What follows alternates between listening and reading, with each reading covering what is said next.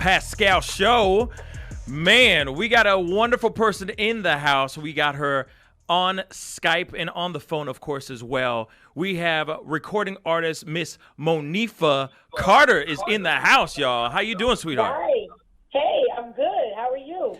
I am very, very good. I got to be, first off, I want to say thank you so much for coming in via Skype and being a part of this conversation today. It really means a lot. Sure. Yeah. So tell me, how's New York treating you? New York treating me fine, but first, you have to absolutely wish me a happy birthday. It's my birthday. I was just about to get into that. Okay, So, all right, but first off, let me just say this then real quick. Happy birthday, by the way, everybody. It's her birthday, y'all. Happy birthday. Yay. Woo! Yes, yes. And of course, I'm a gentleman, so I'm not going to ask you your actual age, but happy birthday. You don't look a day over 21.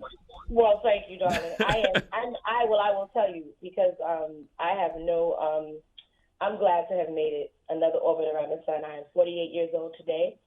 I am a mom and a grandmother and a wife, and I am blessed to be here. Yes.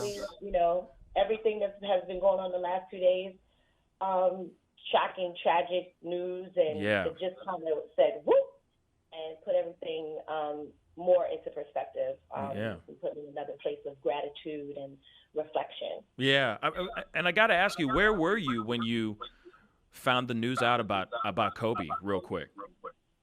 That's so interesting, because that'll be like the question. That's like the question of the century. So I think my generation is like, where were you when you heard about Kobe passing? And his daughter and those other people, my God. I had just come from church. I walked in the house, and I was doing something in this room here, and I heard my wife say, "Oh my God!" And I was on the phone. I think I was doing something. I was talking to a bill collector or something, and when I came back like 5 minutes, I was like, "What's the matter?" And she's sitting there like, Kobe Bryant died, and I was just like, "What?" Yeah. I was like, "Oh God!" And I just immediately got on my knees and started praying for his wife and his children. Yeah. His children especially. I lost my dad when I was 9. So anytime someone dies that I know has children, especially small children, young children, I immediately go into prayer for them, because I know the effects that can have. Yeah. And my heart is just broken for the wife and kids. Yeah. For me, the same thing. When I found out, the first thing I thought was, this has got to be fake. Like, I literally thought the first thing, I was like, this can't be real. This has got to be some fake thing. And, once again, they're saying Betty White is dead or something like that. You know what I mean? It was just one of those things like where it's like, you want it to be that. Yeah, you're so surprised about it. People, we look at it as invincible. Yeah. Yeah. And we know that's not the case, but it's just, it's very jarring. And I think that we need to, there's a grief, there's a collective grief that's happening. And I really feel it. Like, it's really heavy. I couldn't wake up. I wake up and those are the first people I think about. And the first people I pray for after, my family, like, they're in my constant prayers. It's just like, wow. Yeah. And I sat and just had a long 2 hours before my birthday last night, and I just sat still, because I was really in a place, and I don't want to take for granted that I made it another orbit, but this has been a very, very, very, very serious birthday for me. Yeah. Yeah. It definitely shook everybody. It definitely shook everybody to the core. Now, on to happier things. All right. Going back to the fact that your birthday, what are you going to be doing for your big birthday, man? Are you going to be doing anything fun? Well, I'm starting to plan my 50th right now. Just, I know that sounds crazy, but I want so many great things. And I have a solid 2 years, and today is the day I start. The wheels turning to plan my huge 50th celebration. And God Save Life, I am here to celebrate it. No, really, right. I don't take those things for granted. If I'm here to celebrate it, it's going to be a smash. Like, I want a whole lot of stuff going on. So. Yeah, I believe that. I mean, obviously, you're putting it together 2 years in advance For crying out loud. This better be the party of the century. That's all I got to It's say. gonna be my party of the century. Yeah. I never party. Yeah, I'm like looking to have Neo. I want him to sing Champagne Life as I enter the room. Yes. Great Yeah, track. It's a lot that I want to have going on. So. Yeah. Yeah, well, speaking of music, all right. Speaking of great music, I know you've been recording and everything. Now, I got to ask you. I mean, there was a little bit of, you had a whole bunch of hits in the 2000s and then No, you kind of late 90s, late 90s, 2000s, 2000s, right? And then you yeah. you kind of took a little bit of a break. Do you mind, like, telling us why you took a little bit of a break? Life happened, and I had to.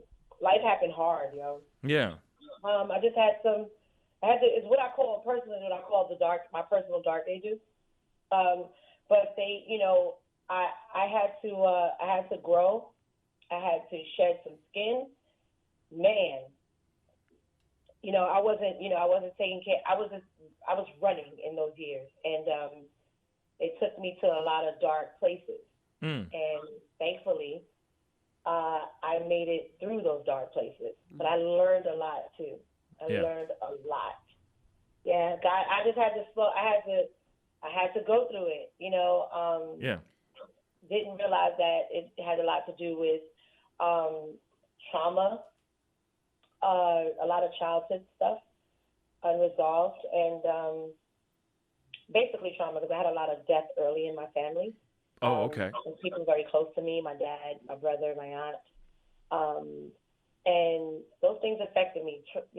I was raped at 17. It was just a lot of stuff that kind of came flooding to the forefront in my 30s.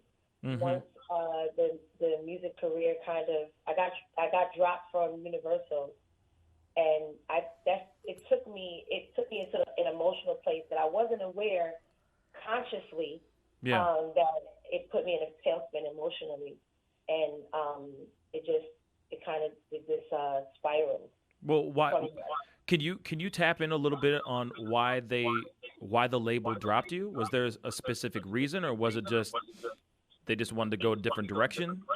Well, actually, there was no one there anymore who, like, Heavy was my mentor, and he's the one that got me signed to Uptown. Yeah. And he guided my career up until the second project. And then, I went on to do a third album with Universal. But after that last album, there was really no one there going to bat for me, or that was a part of the project part of my career from the beginning, or believed as much in, they just decided, whatever, to let it go, which was fine. That part is fine, but I think because of the scars that I had, it kicked up abandonment issues. It kicked up things that I really wasn't ready to deal with, or prepared to have kick up. And that was the catalyst for the tailspin. It wasn't because I was dropped. It was what the being released from the label triggered. Yeah. And so I had to really. I went through some stuff, man. I drank more, partied more, got into a lot of other recreational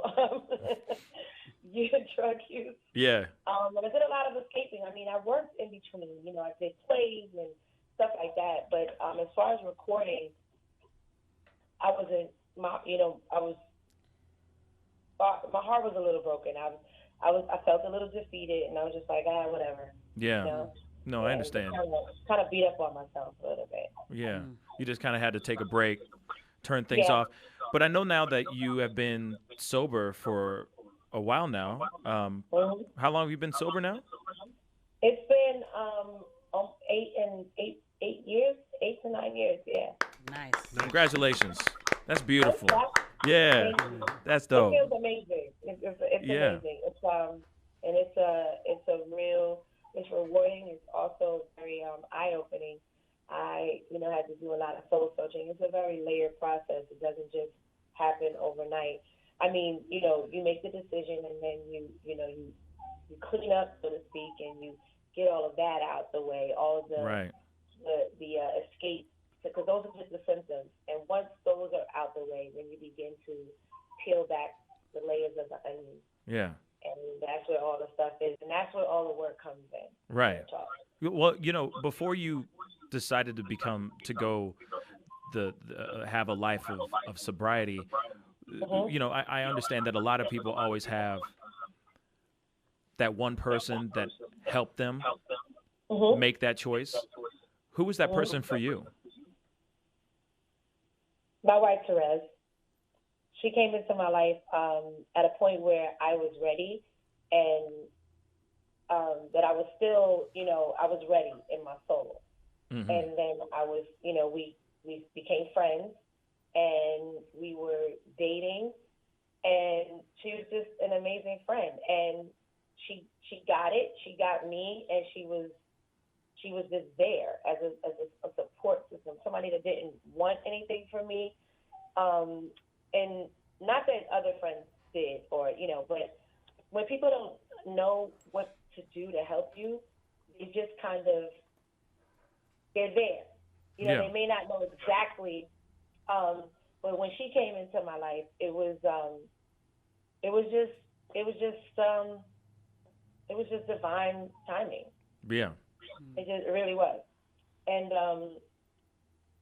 it helped me see that, she put the mirror up.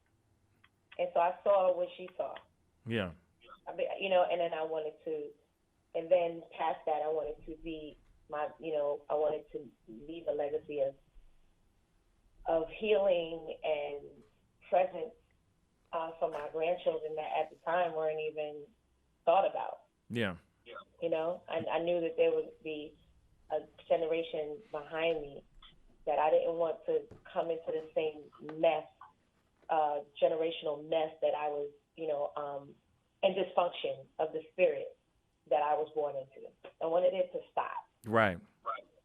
And then, of course, having the right kind of support system is huge, to be able to make that change and be brave enough to take that step towards sobriety. So I commend you for that. I mean, 8+ years is a long time of sobriety. So congratulations to that. Thank you so much. Thank you. And I do, have to say, I commend myself as well, because I was willing. And that's the first thing. You have to be willing. And I'm so proud and blessed that I was willing. As willful as I have been all my life, I'm glad I was willful about being healthy and taking care of myself and living. Yeah, absolutely. Well, I mean, congratulations on that. Now, you've been in the recording studio, making some new music, right?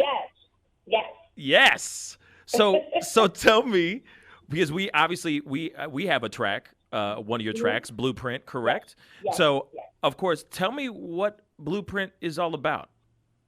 Blueprint is about an amazing love, an unconditional love that you feel is everything you need to continue to move through life, come what may, right? Mm-hmm. It could be your spouse, it can be your higher power, whatever that is for you. It could be anything.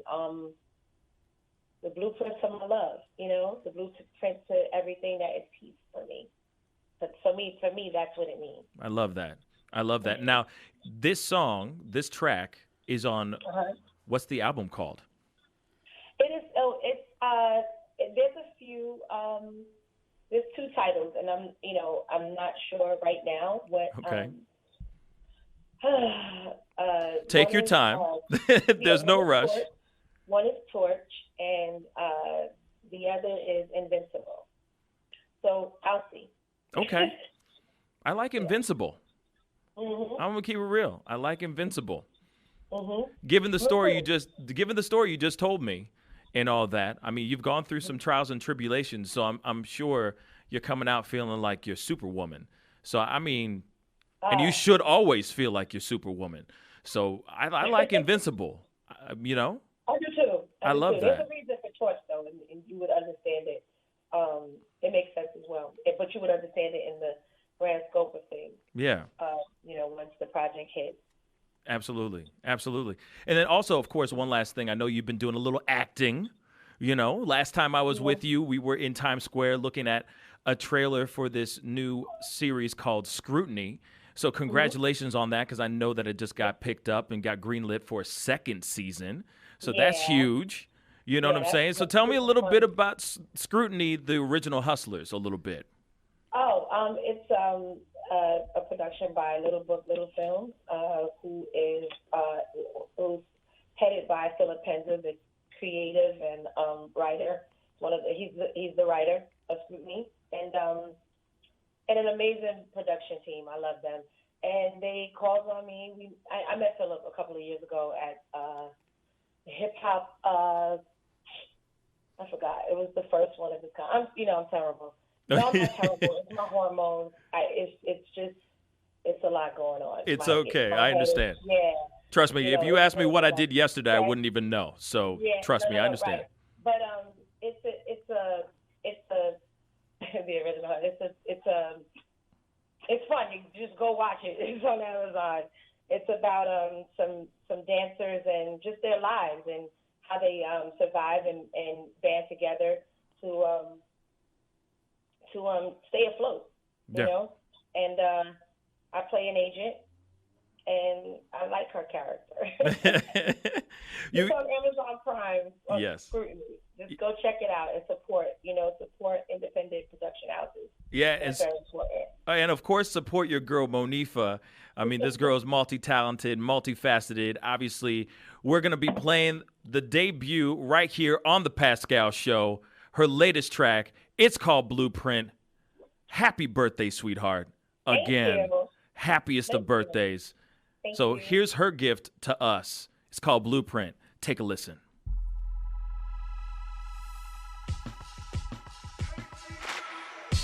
Have you ever felt a love so powerful that it takes control? And no matter what you do, you just can't let it go. Gotta share this feeling, 'cause it's too big to keep. It's bigger than words when it comes to you and me. See, nobody understands what we share. You I'm on another level, and nobody can compare to you. Hey, you are the love of my dreams. Such joy to my life. The blueprint to my life. I wanna make an announcement. It's gonna take more than a minute to tell how wonderful my world is since you walked in it. Every word, every detail. I'm so in the moment. I know I shouldn't be so open, but you make me feel so wanted. I'm taking all my life. I'm wearing no disguise, so I can show you the heart.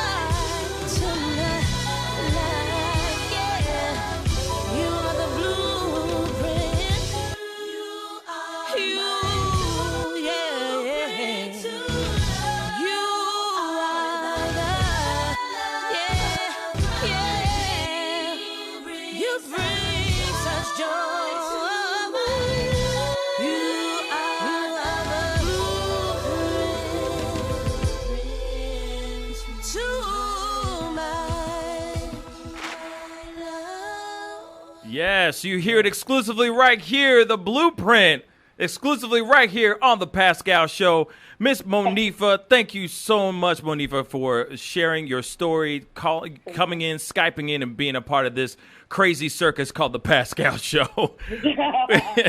We really appreciate it. Thank you. It's been a pleasure, my love. And happy birthday to you again. Happy birthday to you. Happy birthday to you. Happy birthday. Happy birthday, sweetheart. Yes. Have a good one. I hope you eat a lot of cake today. Don't feel guilty. Eat a whole bunch of cake today. All right? Okay, baby. We love you. We'll talk to you soon. Thank you. Bye-bye. Bye-bye. Okay, once again, big shout out to Miss Monifah for coming through and sharing that wonderful song. Go check it out, The Blueprint. She's a very talented girl. Obviously, go check out Scrutiny and all that. And go find her on Instagram and just tell her a happy birthday. Wish her a happy birthday. All from us from the Pascal Show as well. You know what I mean? On behalf of us. All right? We'll be right back. This is the Pascal Show. We love you guys. Bye. Pascal, you are now rocking with that dude Pascal. We be going wild.